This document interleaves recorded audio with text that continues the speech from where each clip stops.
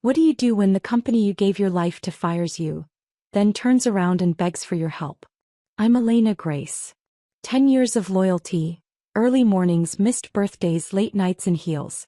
I managed millions, mentored interns, cleaned up messes that weren't even mine. And just like that, they fired me. No warning. No thank you. Just you're done. I sat in my car that day, gripping the steering wheel like it could stop the shaking. But here's the twist. A month later, the same man who crushed me, who said I was outdated, called me in full-blown panic. The company was spiraling. Investors were walking. And guess who suddenly mattered again? Have you ever been betrayed by a job or boss?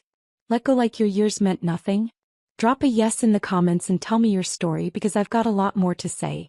And if you've ever been underestimated, you're not alone. 10 years.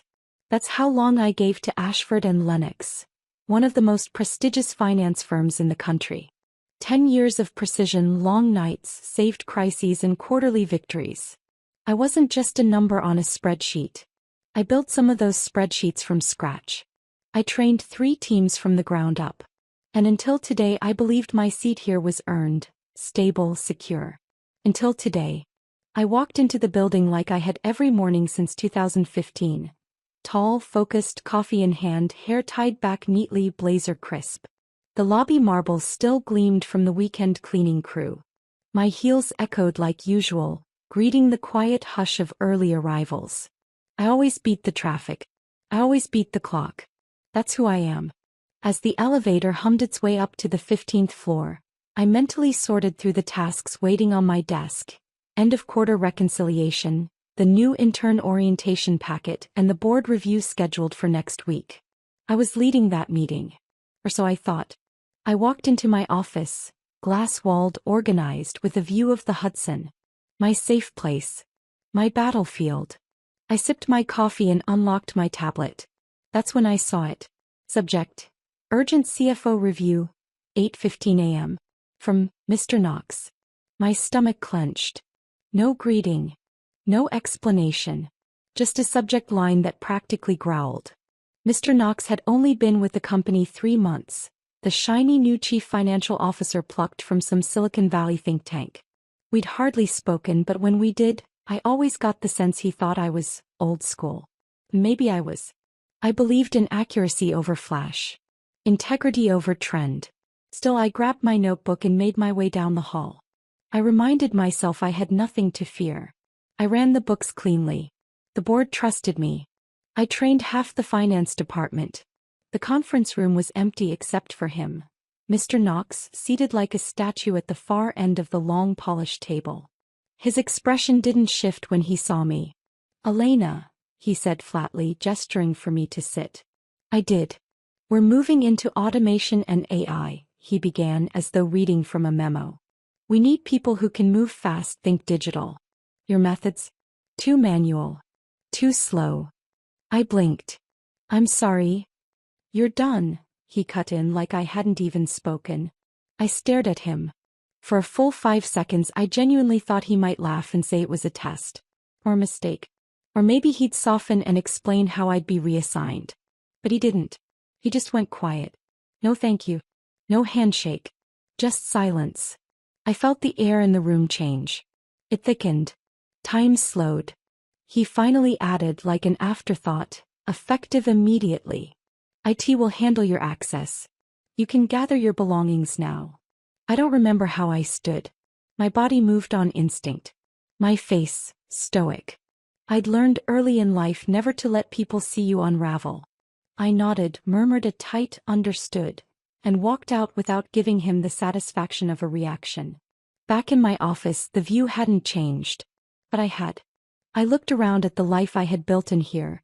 Carefully arranged files, framed certificates, a few thank you notes tucked beside my monitor from junior staff I'd mentored. My eyes landed on the report I'd stayed late to finish on Friday night. The one for the board meeting I now wouldn't be leading. I packed in silence. Every pen. Every notebook. The little blue stress ball my old assistant gave me. I kept my movements precise. Controlled. Then I saw it. My nameplate. Gone. I leaned forward, certain I was just missing it. But no. My desk was bare. Where Elena Grace, senior finance manager, once shined in polished silver letters, there was now only smooth, empty wood. They had taken it down before I even arrived this morning. I felt something in my chest tighten, not from heartbreak, from clarity. They had planned this. Not today. Not last week. Maybe even months ago. This wasn't a sudden decision. It was surgical. And yet no one said a word. No warning. No heads up. Just a calendar invite and a cold goodbye. The knock on my door barely registered. Mark from IT stood awkwardly, his face apologetic. Hey, Knox said I should walk you down. Company policy, you know. I nodded. Of course. As I left, I didn't cry. I didn't speak. I simply walked. But I made one quiet promise to myself. They might think I'm done. They might think I'm slow, manual, outdated. But I know things they don't. I built this system. I know where the holes are, and what's hiding in them. Mr. Knox doesn't realize it yet, but he just fired the one person who could have saved him. As I reached the elevator and turned one last time to look at the office I'd poured my soul into, my eyes locked on that bare space where my nameplate should have been. Did they plan this weeks ago? Where are you watching from? Ever been blindsided at work? Let me know in the comments. I'd love to hear your story. I didn't sleep. The silence in my apartment was loud, the kind that wraps around you like a heavy coat you never asked to wear. The city lights blinked through my window, blurred by tears I refused to let fall. My daughter Ava padded softly into the room. 16 but wise beyond her years. Her eyes searched mine like she could read the worry behind the calm I tried to wear. She didn't ask what happened. She already knew. Without a word, she slipped under the blanket beside me on the couch and wrapped her arms around me. You'll bounce back, Mom, she whispered, voice warm against my shoulder. You always do. I kissed her forehead and nodded like I believed it. But I didn't. Not yet. After she went back to her room, I sat there in the dim light for a long time, my hands idle, mind spinning. I kept replaying the moment. The missing nameplate, Knox's flat tone, the cold finality in his words. Like I was a worn-out part being discarded. Eventually, I reached for the one thing that had always grounded me. My old ledger book. It was an antique by today's standards, leather-bound with yellowed pages and ink stains from a different life. I kept it as a personal archive, a handwritten trail of important company reconciliations, anomalies I flagged over the years, and notes I didn't trust to a cloud server. I flipped through it absently, not expecting anything more than comfort. But then, on page 214, I paused. Last quarter's expense review. I remembered reviewing it myself, signing off on every adjustment. But one entry jumped out at me now. Operational reserve transfer. $3.7 million. That wasn't in the final version I sent to the board. I'd never approved that line item. And yet, it was written in a different ink. My breath caught. I turned back 2 more pages. Another discrepancy.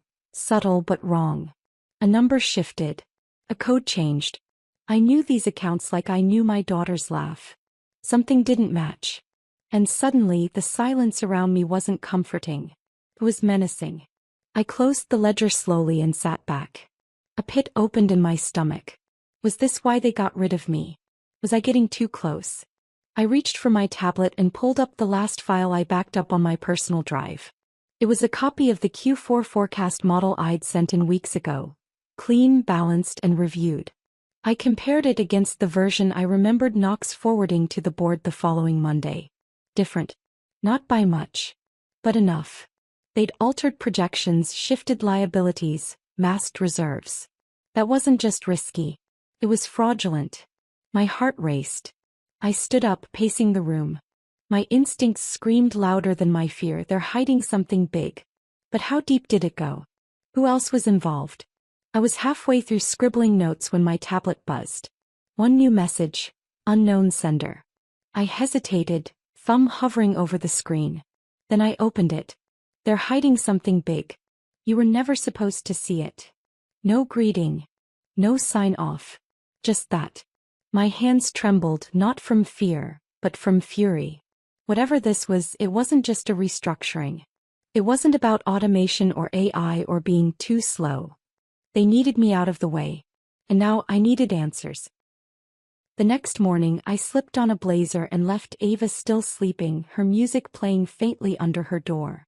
My steps were automatic, but my mind was a storm of questions. That message from last night still echoed. You were never supposed to see it. I needed someone I could trust. Or at least someone who hadn't had time to pick a side yet. That's when I remembered Maya. 3 years ago she was a bright-eyed intern I took under my wing. Hungry to learn, careful with numbers and loyal. At least she used to be. She'd risen quickly, now working under the operations division. Not too close to Knox, but not too far either. I messaged her from a new account and asked for a discreet meeting. We met at a cafe tucked between an old bookstore and a flower shop. One of those quiet places that smelled like cinnamon and forgotten secrets. Maya arrived 10 minutes late, eyes darting behind her as she slipped into the seat across from me. Elena, she whispered, gripping her coffee cup. I wasn't sure if you'd really show. I raised an eyebrow. You messaged me. She blinked, startled. No, I didn't. My throat tightened. Either someone was playing a dangerous game or there was another hand in this mess. Maya leaned closer. Listen, I don't have much time. Things are weird in the office. Knox's team moved entire systems onto new AI tools, but something's off. The finance flows don't match. I waited. They're funneling money, she continued, barely above a whisper. I overheard a call. Knox and someone from a shell vendor. The new software? He's using it to push fake vendor payments through. The algorithms scramble the records just enough to pass audits. My jaw tightened. But here's the thing, Maya said, her eyes locked onto mine. Nobody understands the old reconciliation system you built. It's not connected to their AI tools. If anyone can trace where the money actually went, it's you. It was confirmation. Not just paranoia. Not just bruised pride. Why are you telling me this? I asked. She looked down. As I saw how they treated you. And I think I might be next. I nodded slowly. Be careful, Maya. That night back home I locked the door behind me and double-checked every window. Ava was at a friend's for a sleepover. Good. She wouldn't see me pacing the living room like a woman on the edge. I opened my laptop. My files were gone.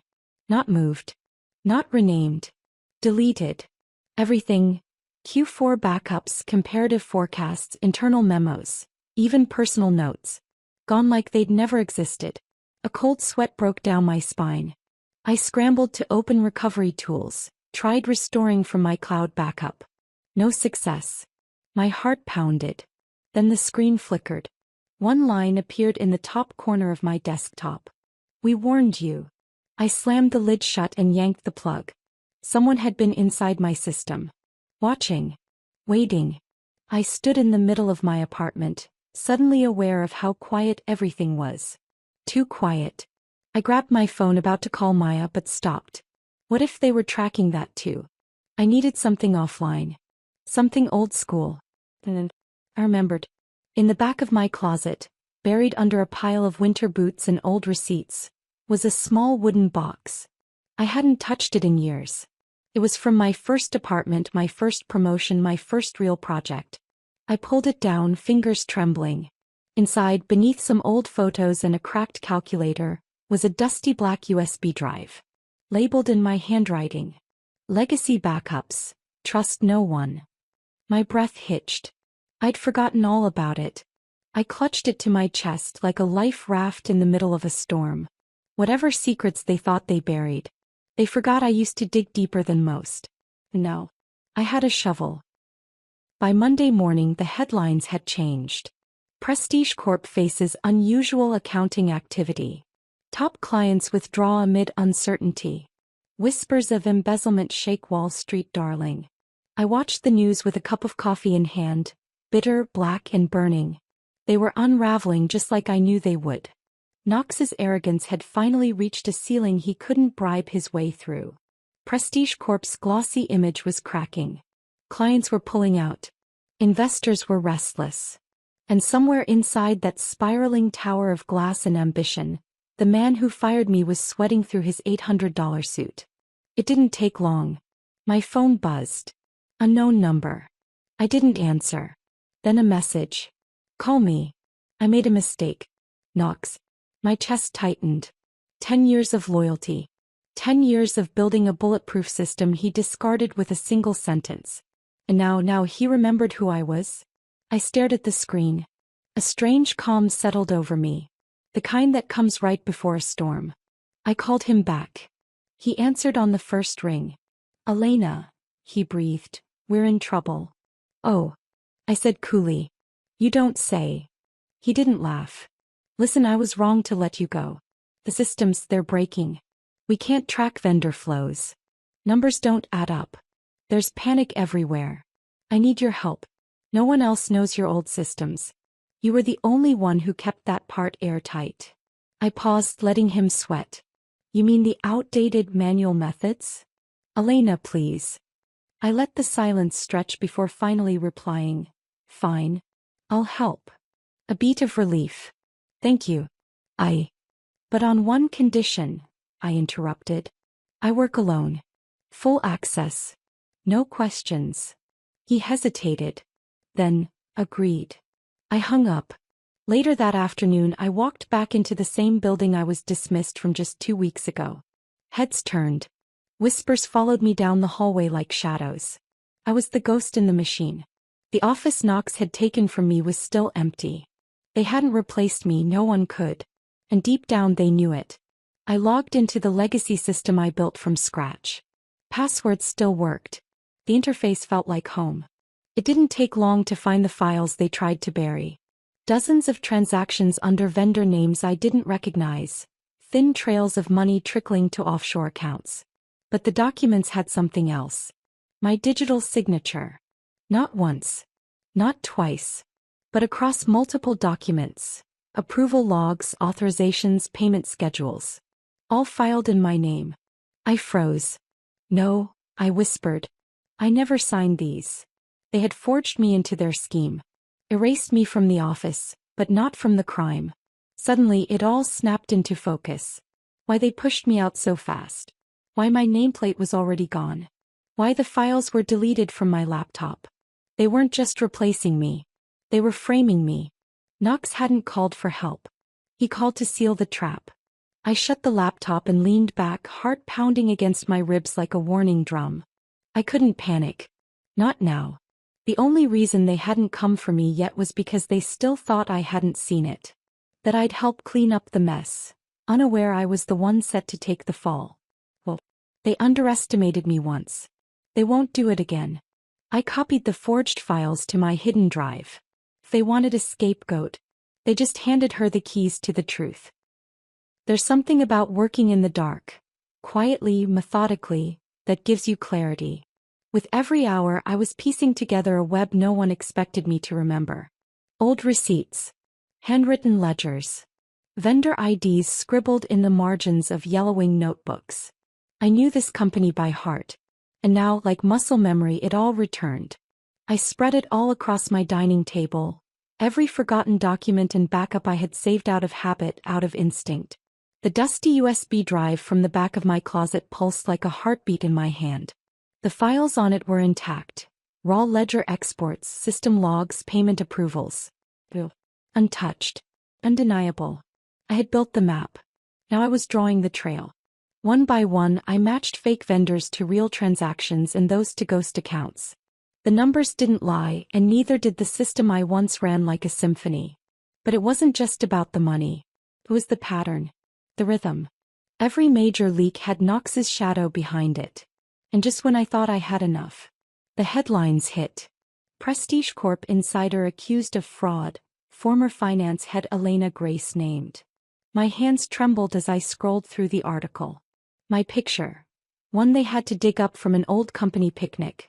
Plastered under a bold headline framing me as the mastermind behind the scandal. Grace orchestrated the misappropriation through legacy systems, using her outdated manual protocols to hide fraudulent activity for years. They flipped the script. I was the villain now. I backed away from the screen, bile rising in my throat. Every line of that article dripped with his fingerprints. Knox. This was his play. Paint me guilty, ride in as the savior, and bury the truth in a sea of shame. But he underestimated me. I stuffed the flash drive into my purse, tucked under a worn wallet and old lip balm. If they wanted to silence me, they'd have to do more than twist a headline. That night they came. Plainclothes officers. A quiet knock at my door. Elena Grace? Yes. You're under arrest for corporate embezzlement and fraud. My daughter cried. I told her not to be afraid. I kept my eyes forward as they walked me to the car. My heart was racing, but not from fear. From fire. Inside the interrogation room, the air was thick with unspoken accusations. I said little. My lawyer said less. They laid out the case, evidence, signatures, wire transfers. They called me reckless, dishonest, calculated, and I just listened. Until I reached into my purse and handed them the flash drive. There's something on here, I said. You'll want to hear it. They didn't expect the audio file. But there it was, buried in a folder called Coffee Room News. Knox's voice. Clear as glass. She's just a sentimental bean counter. No one will believe her. The best part. Her signature's on everything. By the time she figures it out, the trail will point straight to her. A beat of silence followed. Then chaos. My lawyer leaned over and whispered, "That just changed everything." I closed my eyes for a second, breathing in the quiet before the storm.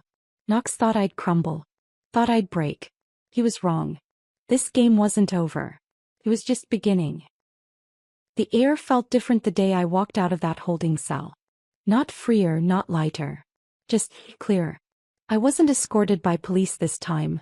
I walked out on my own, head high, into the flashing lights and murmurs of reporters. Microphones shoved toward my face. Shouts of "Elena, how does it feel to be vindicated?" and "Do you blame Mr. Knox?" flurried around me like confetti. I said nothing. Not because I didn't have anything to say, but because I knew that truth didn't need my voice anymore. It was already echoing louder than I ever could have imagined. Within hours, news broke. FBI arrests CFO in major corporate fraud case. Whistleblower Elena Grace cleared of all charges. Former executive uncovers $42 million fraud using old-fashioned bookkeeping. It was almost amusing. The very thing Knox mocked, my handwritten records, my sentimental bean counting, had become the sword that cut his empire down. He'd been dragged out of Prestige Corp's tower in cuffs. The man who fired me without a thank you or a handshake, now gritting his teeth for a mugshot. But me. I didn't go back. I didn't want my office. I didn't want the title. I didn't even want the apology. What I wanted was meaning. So I went home. Brewed a quiet cup of coffee. Sat on the couch beside my daughter, and for the first time in weeks, I exhaled. The next few days were a blur of attention. Interview requests, book offers, even a movie inquiry. But I turned them all down. My story wasn't a spectacle. It was a scar. And scars don't need billboards. Instead, I found myself standing in front of a class of teen girls in a community center 5 blocks from where I grew up. A worn whiteboard, broken markers, and bright eyes that reminded me of myself at 17. Curious, anxious, and full of questions about a world that rarely handed women the truth about money. I taught them how to read a balance sheet. How to budget. How to protect themselves when no one else would. Later that week, I sat with single mothers around folding tables, helping them organize their debt, draw up savings plans, and build something that couldn't be stolen: knowledge. It wasn't flashy, but it was real. And then one morning came a slim envelope, cream-colored, unmarked. No return address. No stamp. Just left on my doorstep like a ghost had visited. I opened it slowly. Inside was a single card. Black ink in the same smooth, arrogant script I remembered too well. You were always 10 steps ahead. Hey. Tucked behind it, a check. $500,000. $500,000. Drawn from an offshore account I recognized from the files. The ones I had helped expose. My hands tightened. Was this some twisted apology? A trap? A confession? Or just one last game? I sat down at the kitchen table and stared at the check. My daughter passed by, yawning, heading to school. She saw the envelope but didn't ask. She knew by now, if something came from the past, I'd handle it. I turned the card over. No address. No instructions. Just his signature. Like it was enough. But it wasn't. That night I couldn't sleep. The check sat in a drawer beside my bed, humming like a siren in the dark.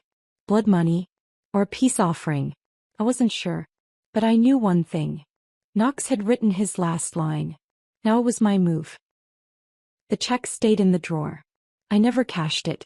Never burned it either. Some things are better left as proof, not for others but for yourself. A receipt of survival. I moved forward instead. Not in a blaze of revenge, not with a headline-grabbing comeback, but with purpose. With quiet fire. That's how Grace Numbers was born. I used my savings, not Knox's money, to launch it. A non-profit rooted in one mission. To arm women with the financial literacy and courage to protect themselves in a world that often counts them out. We started small. A cramped room above a laundromat with peeling paint and wobbly chairs. Just 6 women showed up the first week. Single mothers, retirees, college students, even a freshly divorced woman trying to understand how her ex drained their joint account. I taught them everything I knew. How to spot false vendors. How to read the fine print.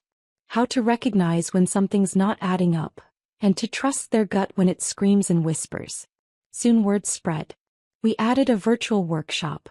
Then a wait list. By month 6, we had over 2,000 women enrolled across 6 states. One day I got a call. A real one. From the White House. They were hosting a panel on corporate fraud and ethics. They wanted me on it, not as a victim but as a voice.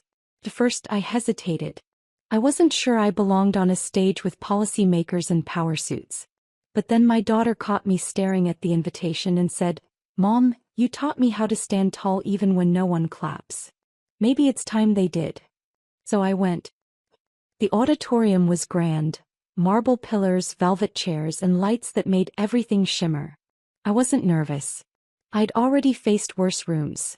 Quiet boardrooms full of silent betrayal. But as I walked on stage I spotted her. My daughter, front row, phone in hand, eyes shining. I told the panel my story. Not the viral version. The real one. About how I almost let self-doubt mute my instincts. About the old ledger book that saved me. About how automation didn't beat integrity.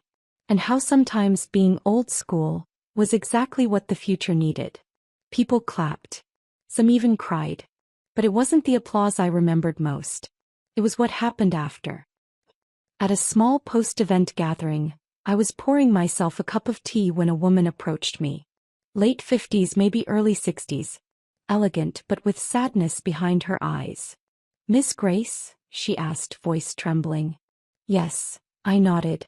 She pressed a hand to her chest as if steadying something that had been shaken too long. "I worked under Knox," she whispered. "Years ago. He almost destroyed me too. Demoted me, blacklisted me. I thought I imagined it all, like maybe I deserved it." Her eyes welled up. "You saved more than you know." For a second I couldn't breathe. Not because of the words, but because of the weight in them. She wasn't just thanking me. She was finally letting go of her own silence. I reached for her hand, gripped it gently. "Old school doesn't mean outdated," I told her. "It means we don't cut corners. We see the whole board. And we fight clean." She nodded, tears slipping freely now. And I smiled because that was the moment I knew. This story, it was never about revenge. It was about reclamation. Not just of a career but of dignity. Have you ever had a moment where staying true to yourself saved the day? Let us know below. And don't forget to like and subscribe for more powerful real-life stories.